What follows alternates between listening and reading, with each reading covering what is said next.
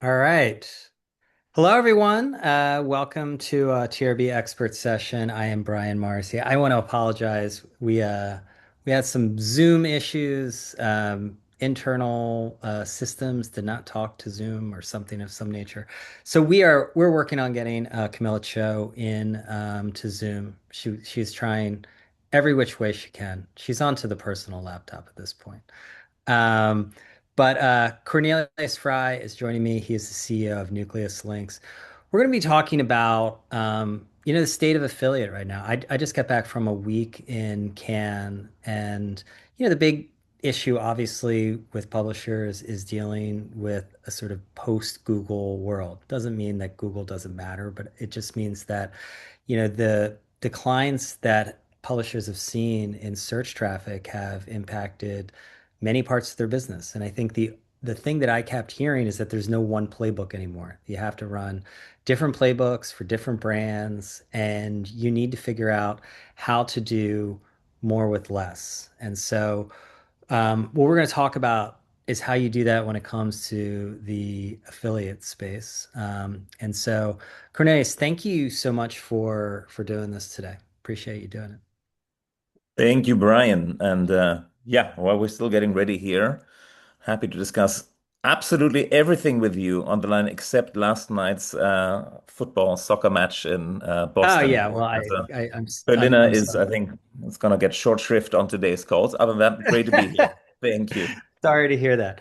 So let's just start off with the state of with all of these search declines, because I used to always say that search in many ways, to me, when people were talking about their commerce businesses, they were really talking about affiliate businesses. And when they were talking about businesses, they were often talking about SEO businesses. Um, give me your overall state of affiliate and what is going on right now, because it seems to me that it is entering a more with less era. It is entering a more with less era, but before the more comes, I think it's also fair to call out the trouble. And let's assume your take there is right. Let's assume essentially it's been for the better part of the last 2 decades a highly well-oiled SEO machine. There's two things that have been happening. One thing that always gets talked about is, of course, the pure declines in reach. Audience is shrinking, fewer visits, fewer clicks, less revenue. That's one vector of it. But the other part is the clicks that came in through SEO were also equipped with remarkably strong intent signals, right? So I had clicks coming in and I had a pretty good sense of what those users would want from me and could optimize to converting them. And now with that SEO component, with that Google traffic shrinking, I have two vectors along which to optimize. One is how do I even keep my audience up? But second, also, how do I know what they want and play towards what they want? So I think in order to do more with less, it's not just about finding any views, any page views to make up for the declines. It's also making sure how do I know who these people are, what they want, and how to add value to their experience so they keep coming back to me before user patterns shift so much that they make their purchase decisions in a whole different canvas on the LLM side. That's tough challenge. The good Right. news is that there are publishers, especially those that are able to produce content that is so tailored to a specific audience needs and interests, that has its own voice, that specifically doesn't sound like Claude, which is something people are already tiring of. We can tell that, the generic LLM language, and who are able to tailor that content to a specific audience that's willing to buy. They can do more with less.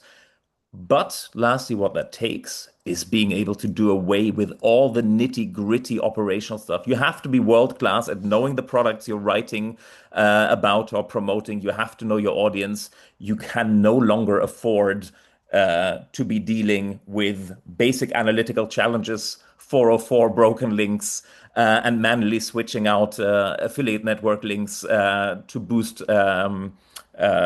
commissions. So you have to be so laser focused on building something that your audience wants that the imperative is stronger than ever to get the administrative ops and admin side of the business highly, highly efficient and automated. And I think that's what some publishers we're seeing are really getting good at. So let's talk about this. I hope this share worked. A little bit about the challenges and opportunities to give people an introduction of what NucleusLinks does with for publishers when they're dealing with all of these challenges. Yeah, let's maybe zoom in on one part that is particularly relevant to the Nucleus Links part. One complication of affiliate publishing, commerce publishing, is that a lot of the rails it works on still work the way that display advertising ran in circa 2003, which means that you pick a product, you pick a merchant, you set a link, and that merchant has a primary network, call it CJ, call it AWin, and you route that click, that traffic, all the clicks through that network and hope for the best. And at the end of the month, or 90 to 120 days later, you get a check in the mail with your commission. That is the opposite of what's happened in display, where a really efficient bidding mechanism in the form of real-time bidding has taken place. Now, what's happened at the same time, lots of different networks, cost per click networks, sub networks, cost per action networks are bidding for those same clicks and are asking publishers to route through them, but there's no way publishers can manually automate that. Maybe an analogy that makes this come to life a little better is GPS. People are Mm. just used to drive from place A to place B via the route they know. Now, about 20 years ago, GPS came along and said, well, hang on, there's a traffic jam on the street, or this is much faster, or if you're on public transit, this one's much cheaper. And people now trust the GPS. Nucleus Links is bringing the GPS to affiliate monetization, picking in real time the network that is promising a publisher the highest commission for that product, for that publisher, for that region in real time. And why that's interesting is that the gains to be made from this long overdue optimization are not sort of summing up to, a nice 2, 3, 4, 5% more revenue. It's real double digits. So it's incredible how inefficient the affiliate ops landscape has been for so long, and it's time to bring AI into it. And why that's a thankful task to do, it's not sort of, shiny slides and talking about AI. It's money right away. Money is getting left on the table to an extent that beggars belief, even among the best and smartest operators.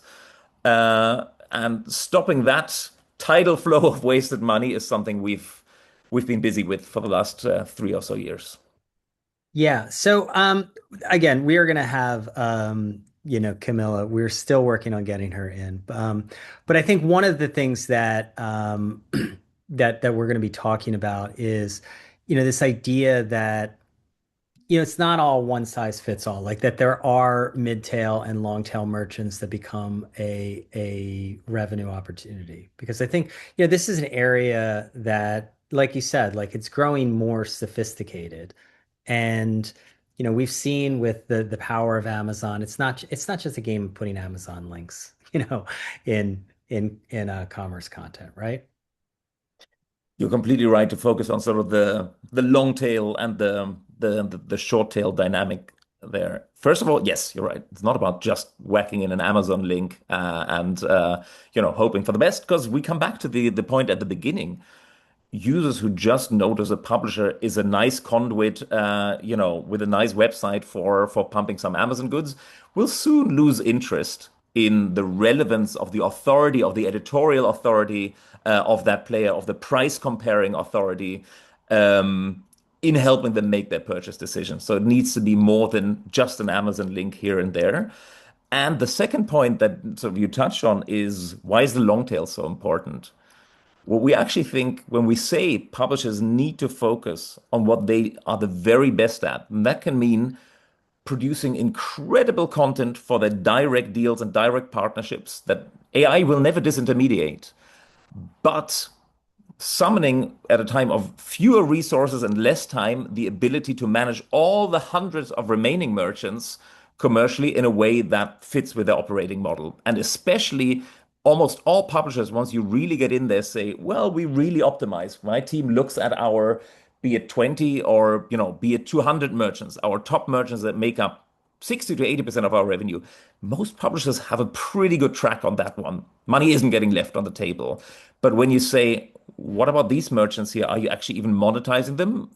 there might be no deals available, or so they think, because on the primary network there's no deal. Or what about these 500 mid-tail merchants that somebody looks at, you know, every 5 weeks or so, having look, you know, are we still making the right earnings per click there? Are we still getting the right scale? That's something no publishing house, no publisher, no coupons player, no browser player, no content publishing player should have to look at manually. And that's where the real hidden value lies. It's that mid and that long tail that so often gets overlooked.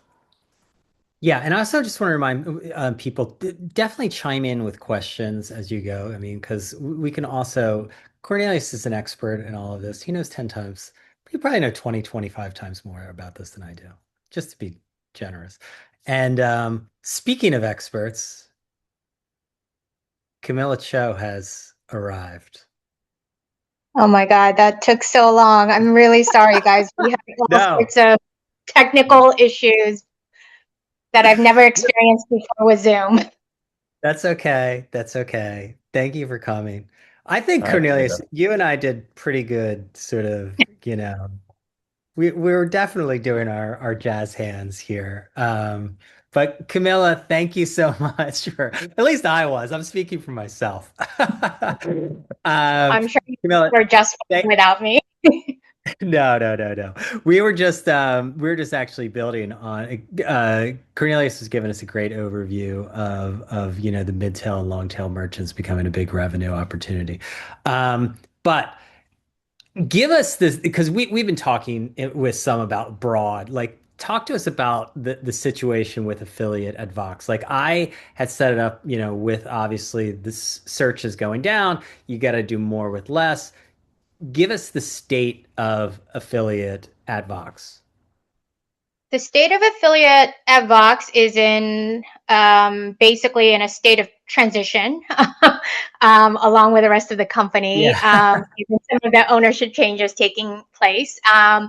But it's an exciting moment. I think, just as you said, we need to do more with less. And initially, when we started seeing Google search starting to take a nosedive, obviously that was disconcerting. There was a lot of concern and what are we going to do? The rug is being pulled from under us. And then once we took a step back and did some math, we realized that actually we don't need all of that Google search traffic. And it's not that I could replace that quantity one for one, but what I can do is find other sources of traffic, but also at the same time, making sure that the visits I'm already getting, especially from our loyal users, are being monetized and optimized in a better way. And so really paying attention to each visit and each session. And if that user is engaged and clicking through on our affiliate links, on our buy buttons, making sure that those are routing through the right set of networks to give us the best chance of making the most amount of revenue in that click or in that session. And Mhm. so Let me that ask, math led us to believe that we could kind of make up for some of the losses on the Google side. And that's yeah. kind of what the path that we've been on. So let me just ask you a couple like pointed questions on that. Like, do you like what percentage is traffic to like a commerce pages down? It depends on which of our sites you're talking about. I could speak from the New York Mag side, which does a healthy amount of volume on the strategist and the cut. Volume of traffic is down probably year over year, about anywhere between 25-35%. That's probably roughly the average year over year. Okay. And And pretty so, much that is due to search. All other channels are either flat or up. okay. Cornelius, does this fit with what you are seeing across the board? I know it always varies, right? But is this a general ballpark of what we're talking about, like with declines? Because you have to make it up. I mean, you have to make more money. It's like either there are more pages or you're gonna have to make more money off of the existing pages.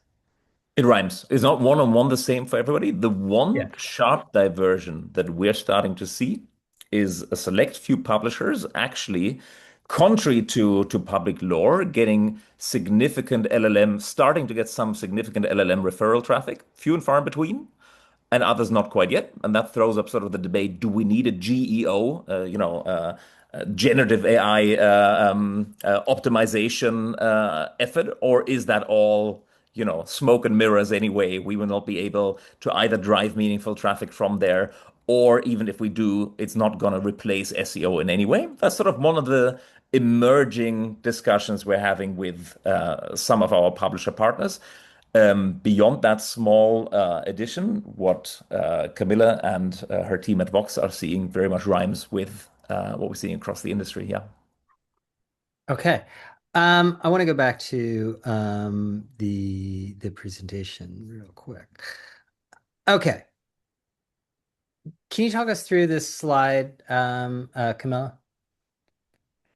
Well, I think this slide is probably best explained by Cornelius, but I will give a little bit of context. Basically, what I learned is that a given link that you would encounter online on, let's say, a strategist shopping buying guide. Let's say we're linking to a shirt at jcrew.com. That link, I thought, goes through their affiliate network, which is, could be Impact Radius, Commission Junction, Rakuten, whatever. Turns out there's a bunch of other smaller CPC networks that we could also link through. And sometimes it is beneficial for us to link through some of these smaller networks that have a short-term CPC campaign going on with J.Crew or whatever brand or retailer.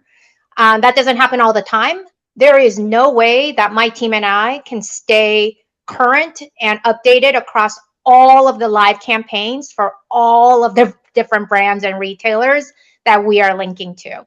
And so rather than being static and linking through one affiliate network, which is usually going to be at one consistent commission rate, we might be more beneficial to go through a campaign that may yield us, let's say, 80-cent CPC, cost per click.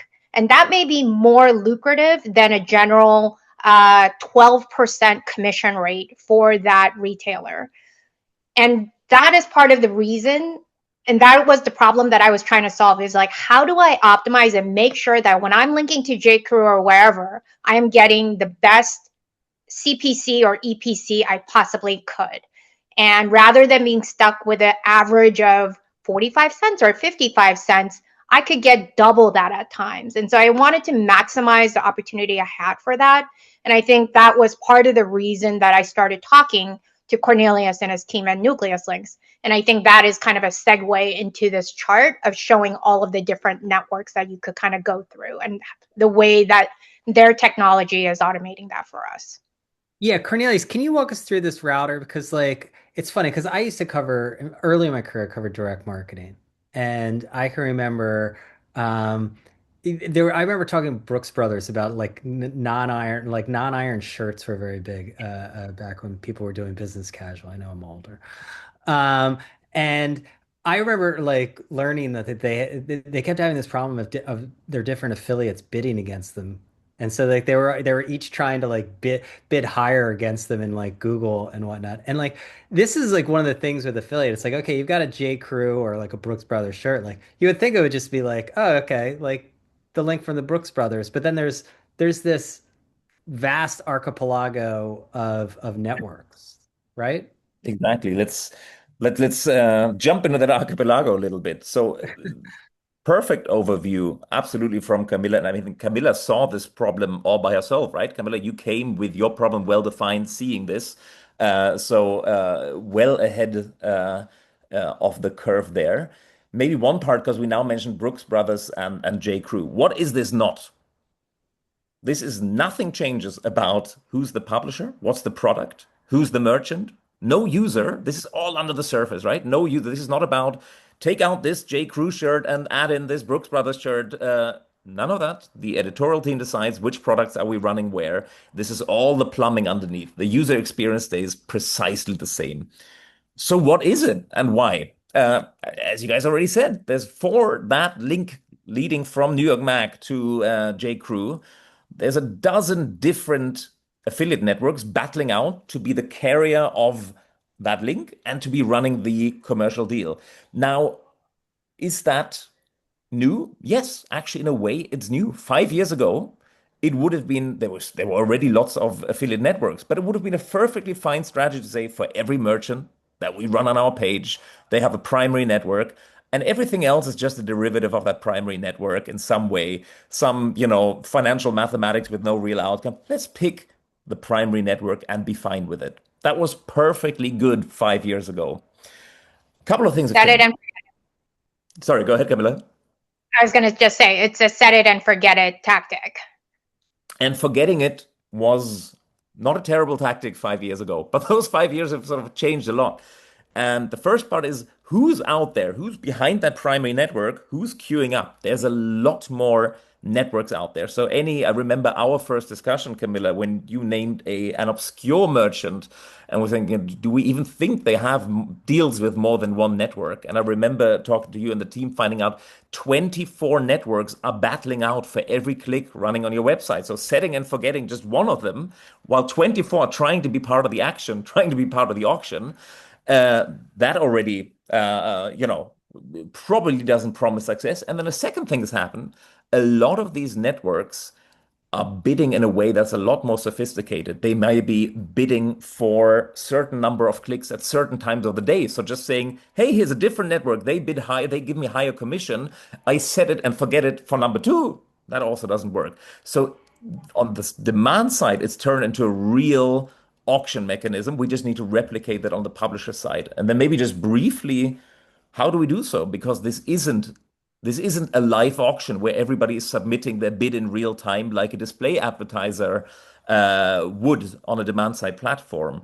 So, and why does it make sense to bundle this? What NucleusLinks does is we send out in a given time frame, in a given month, millions of learning clicks to discover these patterns. So every merchant, every publisher, every product, every network will get tried out by a machine learning model that learns where are the patterns, which network builds bids in which regions, on which merchants, at which times of the day, to discover these patterns and drive these uplifts, because it's not as easy as just, getting a seat at the stock exchange and, being part of the action. You need to get a visibility into these bidding patterns, into these dark pool patterns, if you want to financialize it, uh, by having a real heft of millions and millions of clicks out there. And that's what NucleusLinks does.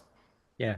It seems like I mean this is like I'm getting flashbacks to like early programmatic and talking with Right. Ray and whatnot because it's all it seems very similar in that, you're going to have I mean you guys kind of act a little bit, I guess, like an SSP on the affiliate side, like in managing all of the different demand sources. Because like it would seem like all of this wouldn't necessarily be in the interests of the merchant. But why are there 12 different paths? I mean, Great. you're matching up a buy and a sell side. I think sometimes you need to take a step back and in digital media and be like, wait, why does this exist? That's a really good question. Benefiting. Of course, the merchant, J. Crew, isn't saying, let me give network A this kind of, commission, but network B is a, favorite nephew of mine. So I give them a different. What's really Sounds happening like here, Florida and real what's estate, actually. yeah, it's not that. The merchants are actually interested in this because what a lot of these networks are doing, they're tapping no longer into just the affiliate pot of money at the merchants, which in an efficient market shouldn't yield different commissions over the long tail. Like in an efficient market, the commission part should even out. But a lot of these networks are tapping into much larger pools, into display, into social, into search budgets, and funneling some of those budgets in the affiliate route, where if indeed they're able to create incremental purchases, all interests are aligned. Those are the publisher, those are the user, those of the merchant. And the fact that these dollars come out of very different pots from the marketing budget, they are not well orchestrated on the brand side. And that lack of orchestration turns into an opportunity for a publisher who knows how to tap into optimization with the help of AI here. Yeah. Yeah, I mean, just to add on to that, I think, from a publisher side, I kind of don't care where that bucket of revenue is coming from. But like I said before, I just don't have the bandwidth nor the resources to be able to tap into a brand's budget with the affiliate network, with performance, with search budgets, with media display budgets. I mean, those budgets could be spread out in so many different channels. And so to be able to like stay atop of all of that was proving to be such a challenge. And so I think in order to really figure out the optimization, we needed to find somebody who could help us to like automate and optimize as much as possible. And to be honest though, I mean, this doesn't apply to every single merchant. You know, there are certain merchants where we're just going to go through one channel. Like obviously Amazon and Walmart are kind of the big ones. Like we kind of don't need to go through 12 different channels because they have more of their affiliate strategy a little bit more, you know, down pat with a team that is actively managing it. So not all of our links go through NucleusLinks, but there is that huge long tail of all sorts of mid-size and smaller merchants that really add up to a lot that we do link through NucleusLinks for. Okay, this is the money slide. This is plus 31%. This was the lift from this optimization because a lot of times when people talk optimization or incremental, I think of like very small amounts. But this made a major difference.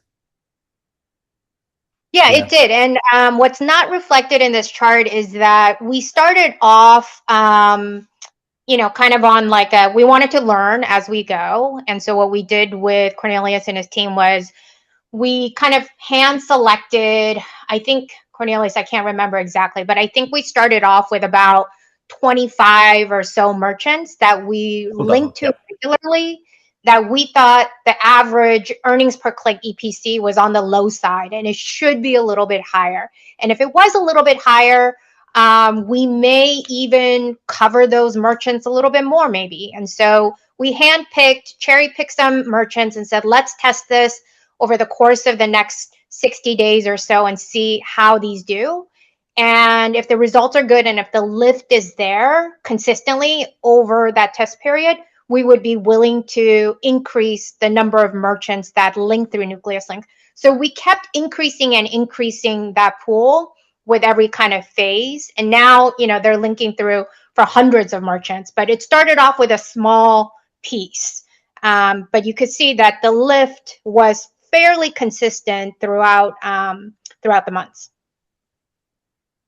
Yeah. Cornelius, is this like typical kind of results or is this like outsized results? Not outsized. There's one giant American tech firm that, through the nature of their shopping portfolios, has something that is even higher than this. Sometimes we need a little more time to get to this scale. What we do say, but on average, so we wouldn't be going out there if we didn't think we can't get to this level or exceed it. In fact, we're so confident that we can that we base our entire pricing on our ability to drive this kind of uplift.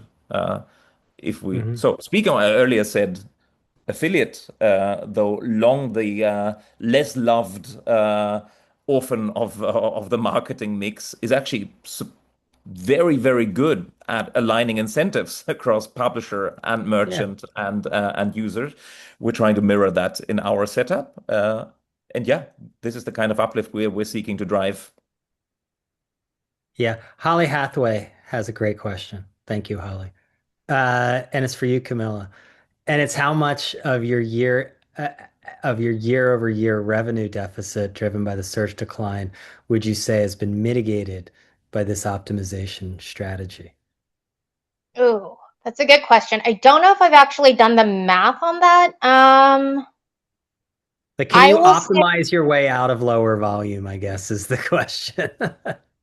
I think it's, if I'm being honest, I think it's, you could do that for only for so long. You're going to need growth somewhere at some point. And, you know, the optimization, hopefully there's more. And I think, you know, when I look at NucleusLinks roadmap, it does, you know, make me hopeful that there is more growth to be had. But we have to definitely find other channels. We can't just optimize with existing traffic and existing clicks we have. And I'm very confident we're going to be able to find new sources as well. I do think this has helped. This is kind of an optimization tactic that we've been focused on for the past about year and a half. As we've seen the declines in search traffic, it's been this and a couple other tactics to help us maintain some level of revenue stability and profit stability so that we could test and experiment other channels, other growth tactics, and see what might work for us and figure out how to get back on a growth path. So unfortunately, I don't have an exact number answer, but it has definitely been helpful for sure. So where do you, on the growths, like the volume standpoint, where do you see that coming from? I mean, I know in our prep call you mentioned, you said, I don't need 20 million a month of people to come to the strategist to have a great business there. Yeah. Um, It's all about growing our loyals. It's all about growing our loyals. And if I have a certain volume of loyals, nowhere close to the 20 million. And if I have the optimization tools in place, I could have a very, very healthy business. Where I'm seeing growth now and some of the channels I am excited by, email is definitely one. We see that our email subscribers are those that come to our site about 40 to 45% more than an average user. They also click and convert about 15 to 25% better than an average user as well. And so keeping them engaged in an email channel, giving them incentives to subscribe. Why should we occupy yet another slot in your inbox? Why should you open our emails? And there could be exclusive content. There could be early access to content. There could be exclusive discounts or whatever it might be. There could be some, Q&A with a celebrity or a popular shopping editor or a columnist. But email is definitely one channel where we're seeing a lot of promising metrics there. And so that's one I'm going to continue to grow. We also realize that we need to do a better job of surfacing our content. I mean, as a publisher, it's kind of ridiculous and naive for me to think I'm ever going to compete with Google or ChatGPT or, Claude or anything like that. But we are sitting atop a massive content database of really, really helpful shopping content. And we can distribute that, we can license that, but we could also make it easier for our users to find the content. And so that you are working with trustworthy, human written, human researched, hands-on tested products. And so we do want to make our site experience also better. And that could be through much improved search, improved navigation, better recirculation, personalization, as well as potentially looking into developing a standalone app or an app companion to the New York Mag app as well. So those are all of the areas that I'm looking into that I'm excited by. Yeah, maybe it's a week in the Riviera, but an optimistic take would be, I'm trying, an optimistic take would be that this will focus a lot more affiliate and commerce operations on, the loyal audience versus the passerbys. I don't know if the strategist ever did pet insurance or not, but let's be real. There's a lot of people out there doing pet insurance that are in, say, I don't know, like a business and finance brand that I'm not sure they necessarily have a lot of specific authority in pet insurance. I guess it's a form of financial service. I won't lie, we were tempted. We had very, very interesting proposals that were somewhat enticing, that came with minimum revenue guarantees. And, I will admit that sometimes those revenue guarantees were quite appealing. And it's like, okay, well, we're a trusted brand. Maybe we can recommend pet insurance and, where to get your mortgage and all of that.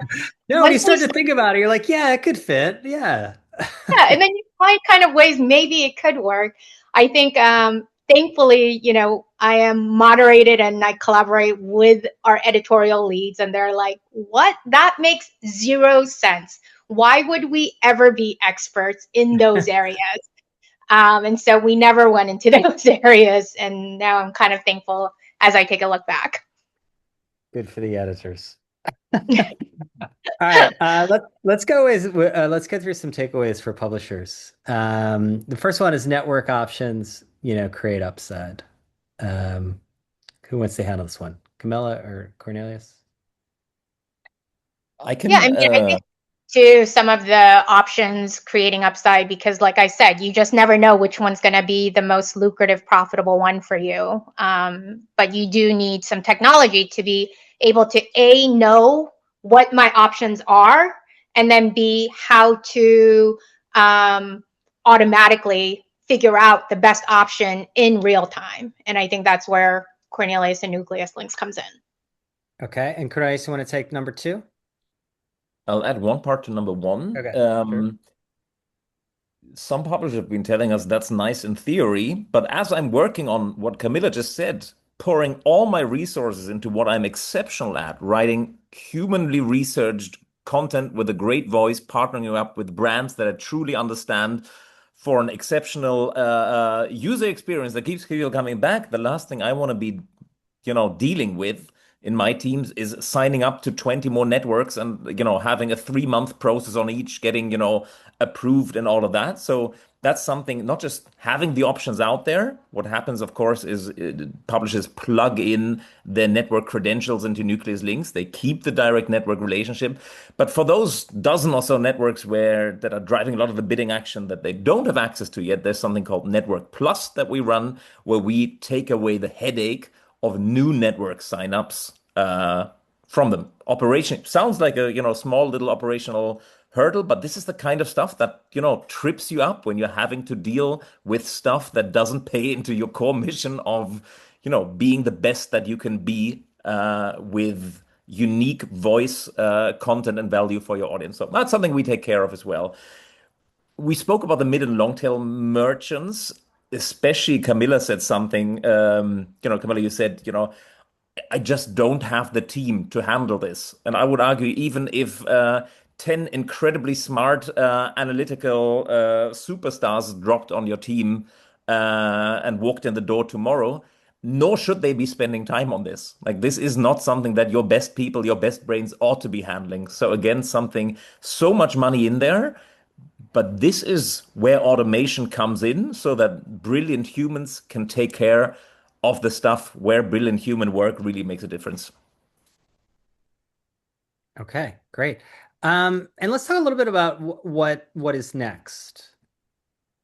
Do you want to talk to that, Cornelius? Yeah, maybe let's take two out of these. One is smart buttons. We just stressed how all the optimization we just talked about changes absolutely nothing in the user experience. Same content, same merchant, same link, same product, same publisher. But there is actually a way to also improve meaningfully some of the elements of the user experience. One part that hurts publishers more than quite a few, Camilla knows this very well, but something that some haven't grasped is how much inaccurate prices are hurting them. You could be doing the best job in the world, surfacing products, creating desire, inspiration, intent, all in one go. And once the user lands on the page and says, publisher told me this was $89, and even if it's cheaper, they don't, scream hooray and say, "Oh, they told me it's 89, and on page here it's 79." They will say, "I can't trust the prices on publisher X side. Next time, I will go to a price comparison site right away and kill the commission for the publisher." Incredibly important. We bought a French AI startup, Affilies, that uses streaming technology that makes it viable for the first time to run price updates across millions of products in near real time. Used to be that you'd have to scrape basically the entire internet, which even in the age of big data center build outs, in some places at least, is still completely unviable. They've built a technology where you can drive real-time prices, real-time product information, and surface them automatically in self-building buttons. That's one part. Maybe the second part that we're very excited about is we mentioned earlier sort of monetization and affiliate kind of feels like it's been stuck in 2003 a little bit. You could argue slightly provocatively that the same part is true for how we look at data and how data drives action. Now, every good team will have entire analytics teams that will spend their skill, their will, and their time on diving deep into the data. But when we look at the long tail again, if you go down one slide, it's Yeah, still this is it. very often is either this beautiful, CSV file or a nice visual interpretation in Tableau, Trackonomics, or wherever. And people will look at it and, it kind of, you see some trends and, you can proudly claim your data informed, but there's no way just with the resources available to turn this into action across every merchant, every product out there. So what we strongly believe and have been building is to say, data is all very nice. Being data driven is good, but what matters is action with a price, with a ROI tag right on top of it. What I mean by that? We can't rely on the good fortune that somebody, notices an EPC or click volume or conversion drop to then go and investigate, send an email to another colleague and check. That is something we feel we need to do to say, hey, on your merchant X, you're missing $1,840 in revenue because something here with your sovereign commerce integration isn't going quite right. This kind of stuff is something that all too often gets noticed and fixed reactively. Hey, our revenue numbers are down. Can we please investigate what's happening on booking? That is when you've already lost 2 weeks of revenue. We need to pick up on these things, surface them, order them by our order of priority, and in the next step, even take action where agentically action can be taken. So, first step is showing decision makers not data, but actions that are important. And the second part is finding out those actions that safely can be taken. And here, I mean, we're looking at that concept on that, health dashboard in a way that applies to operations, links, link health, EPC. But when you think further, a huge part is, are you always aware which merchants have fantastic deals? Where should I be producing more content in areas that are more human, great human content in areas where I have real authority and knowledge? Or am I relying on some form of instinct alone? That process should be guided as well to say, well, if we were to put out a really valuable piece and drive traffic on category X with merchants ABC, this is worth another at least $5,000 over the next 3 days. This is info that we can't rely on to just come by magical intuition or osmosis under the pillow. This is something where we think agentic makes a real difference. And that's sort of when Camilla mentions our roadmap, this is a big part. We think analytics driving actions in even 3 months' time will look nothing the way your typical run-of-the-mill analytics dashboard looks today. Yeah. So final I'll just, question. Oh, go ahead, yeah. Camilla. I was just going to Go for say, it. I'll just add on there the dashboard that you guys were showing. It's funny because it's like in the years that I've been in this industry, I was the one initially when we had a smaller business pulling those Excel files, those CSV files, and trying to spot the trends of like, where are we down? Why are we down? What is causing this? What can we do about it? And it was easier when it was, year one, year two, year three, even of the strategist, for instance, when there weren't as many pages to look at, there weren't as many networks that we were overseeing. But, once you have a scaled up business, there is just no way you're going to be able to do that. I have a pretty awesome analytics team that Cornelius's team works with, but the automation is so needed when you're sitting at top, so many pages with so many links going in different directions, and to be able to make timely action. And you might say, oh, well, that's an improvement of, I don't know, 3 cents EPC. That multiplied by many, many impressions and many, many clicks adds up really, really quickly. And so it is very, very important, vital stuff that I'm looking forward to very much. Yeah, let me ask you just a final question with the future of affiliate. Because I mean, we hear constantly, like, I couldn't go like 10 feet in Ken without hearing agentic this or agentic that. Like, Yeah. um, what is the case that agents aren't just going to be doing all this on behalf? They're going to know so much about each of us that we won't be landing on the strategist and going on through one of these networks to complete a purchase.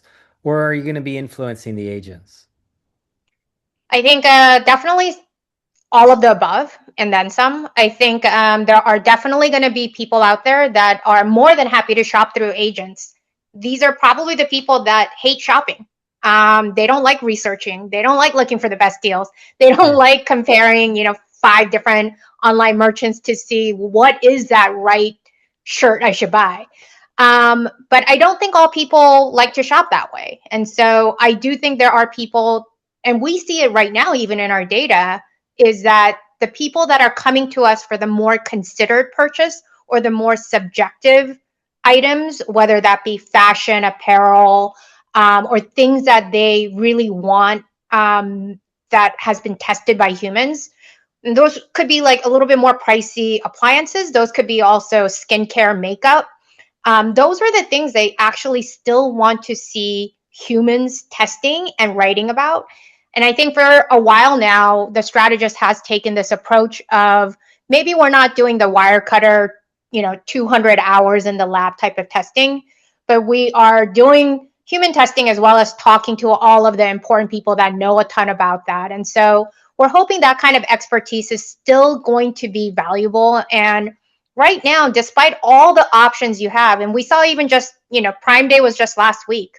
There was a lot of talk about how people are going to shop Prime Day through ChatGPT and or AI overviews. And yes, you could go to those places and be like, what are the best deals for me to buy for Prime Day?